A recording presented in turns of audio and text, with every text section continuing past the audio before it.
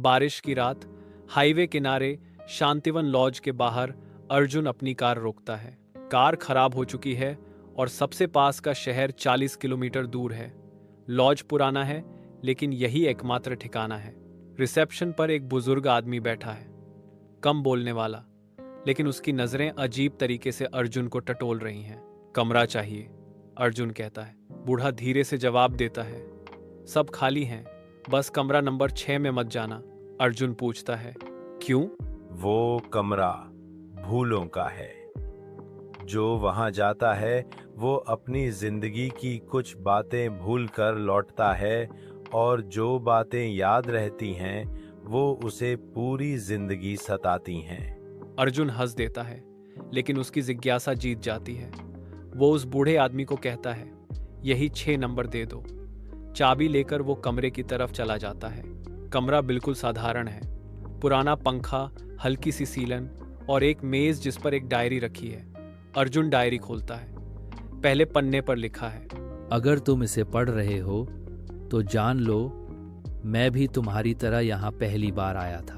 अर्जुन आगे पढ़ता है। डायरी में घटनाएं ऐसे लिखी हैं जैसे कोई उसकी अपनी जिंदगी बयान कर रहा हो। बचपन की यादें, कॉलेज के किस्से, पहली नौकरी, सब बिल्कुल सही।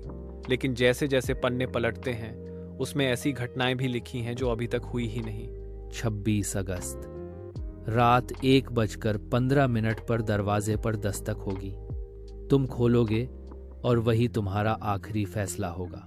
अर्जुन चौंक जाता है और घड़ी की तरफ देखता है। समय 1:12 हो रहा है। जैसे ही घड़ी में 1:15 हुए, दरवाजे पर दस्तक हुई। थक थक थक। अर्जुन का गला सूख जाता है। वो दरवाजे के पास जाता है, लेकिन खोलता नहीं। बाहर से आवाज आती है, तुम्हें जानना है ना कि आगे क्या होगा? दरवाजा खोलो। अर्जुन पीछे हटता है और डायरी के आखिरी पन्ने पलटता है।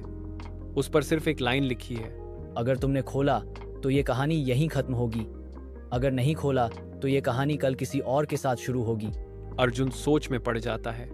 अगर उसने खोला तो शायद सब साफ हो जाए।